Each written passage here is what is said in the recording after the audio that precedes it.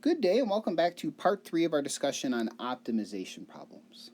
And at this point we've gone over several examples illustrating the procedure and techniques we have for setting up and solving optimization type problems. And we've also introduced a new test, the first derivative test for absolute max and mins. And we are at the perfect position to go through and just practice additional examples. And for you all, the suggested problems provide a great set of problems to begin working through. So in this video, we are going to focus in on one additional example that's a very typical type of problem encountered. What are the points on the curve y equals the square root of 4 minus x squared that are closest to the point 0, 2? One thing I'd like to emphasize that we emphasized at the end of our previous problem is we need to make sure that we answer the question that's asked. Here we are specifically asked to find the points on that curve, which we will remind ourselves of at the final step. For now though, let's go ahead and sketch a picture. Y equals 4 minus x squared is a parabola opening downward that has a vertex on that y-axis at 4. And note, one could very quickly and hopefully easily solve for the x-intercepts of plus or minus 2. And we want to know what are the points on our curve that are closest to the point 0, 2. And if I pick, say, just an arbitrary point on the curve, and we call that point x, y, what we need to think about is the distance from that point x, y to the point 0, 2, which we'll just simply call d. And it's also worth noting that we really only need to solve for positive x values. And the reason I say positive x values is if you think about just the geometry involved, if you were to reflect that point x, y across the y-axis, you get a corresponding point that has the exact same distance away from the point 0, 2. So in this case, we should expect to find 2 points on this curve that would be the closest to the point 0, 2. So let's go ahead and write down an equation for d. And d is going to be found using the distance formula. And the distance formula tells us we take the square root, and then we take the difference of those corresponding components squared, and we add them up. But we're in this familiar situation again. We're writing down this quantity that we know we are going to want to, in this case, minimize, and it involves 2 variables, an x and a y. Somehow we need to rewrite it so it only involves one of the 2 variables. So I would like you to pause the video for a moment and rewrite this quantity d so it only involves one of the 2 variables. And hopefully you've done that. And note, there's 2 possibilities. You could rewrite it so that it's all in terms of x or all in terms of y. And since we are, I think, most used to working in terms of x's, let's write it all in terms of x. But there is no one right way or wrong way to do it. It's just however we choose. So in this case, the y can be replaced with a 4 minus x squared. So d would be x squared plus 4 minus x squared minus 2 quantity squared. And if we go ahead and just distribute that all out, we can think of that as d of x. And it will be the square root of, we'll have an x to the 4th minus 3x squared plus 4 once you expand or FOIL out this 2 minus x squared term. And what we would like to do is minimize this function on some interval.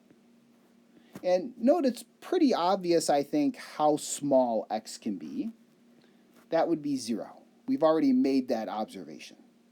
What I want you to think about in terms of the closest point on this curve to 0, 2, what assumption could you make or what number could you substitute in for the right-hand endpoint of this interval? And we can very clearly see from the picture that this point xy, which is closest to 0, 2, is not going to occur down here because there's plenty of other points which are much closer to that point. So we could put the restriction that we want to minimize on that interval from 0 to 2. So that's a key essential part of the problem you must include in order to get full credit. Writing down for me the function, telling me we want to minimize it, in this case on that interval from 0 to 2. Now it is a familiar calculus problem. So differentiating using the chain rule, we take the derivative of the outside function, we evaluate it at the inside function, and then we multiply it by the derivative of the inside function. And what we would like to know is where is this quantity equal to 0? And because it is a fraction, it's equal to 0 precisely when this quantity in the top is equal to 0. So for us, that becomes 4x cubed minus 6x equals 0, which is a polynomial. Each term involves a 2x, and if you pull that out, we would have a 2x squared minus 3 left over. So our critical points correspond to x equals 0, which is the end point of our interval, so that's okay. And then 2x squared minus 3 is 0, which means x squared is 3/2, or x is plus or minus the square root of 3/2. And we want to know for this function d prime, what can we say about its sign on this interval from 0 to 2 with this single critical point of interest. So the ideal scenario, once again, for the first derivative test for absolute maximums and minimums. And when it comes to substituting in some quantities to d prime, you could maybe note that the quantity that appears in the denominator is always positive. So we really only need to think about what happens when we plug a number into the numerator. And if when you plug in the endpoints of our interval, so 0 and 2, the function d prime is not 0, then that works out okay. So I can't plug in 0 because we get back 0 and it doesn't tell us anything.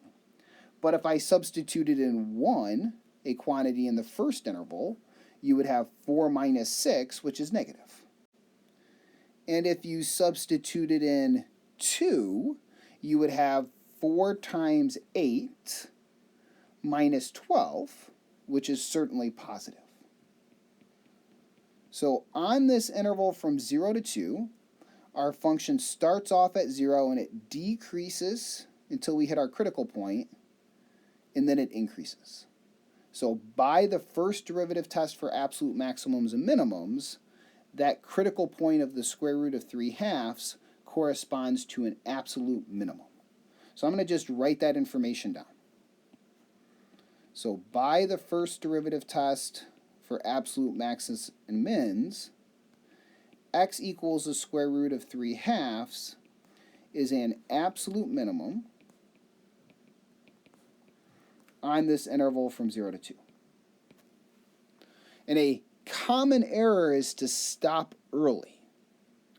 Remember, what we've been asked to find are the points on the curve that are closest to the origin. So we need to know that corresponding y value. But even furthermore, we need to remember that there are going to be 2 corresponding points. There's the point in the first quadrant whose x-coordinate is the square root of 3/2, but by symmetry, or thinking about geometry here, there's that corresponding point in the second coordinate. So note, there's a second point minus the square root of 3/2. And the y-coordinate, well, we simply substitute into this equation 4 minus x squared. So I'm going to do just a small bit of algebra to the side. If y is equal to 4 minus x squared, and we let x be equal to plus or minus the square root of 3/2, this would be 4 minus 3 halves, and 8 halves minus 3 halves would be 5 halves. So these are the points on the curve closest to 0, 2. And just adding that language in, I will simply say, are the points on the curve, and I'm going to write down the specific equation, closest to that point of interest, 0, 2.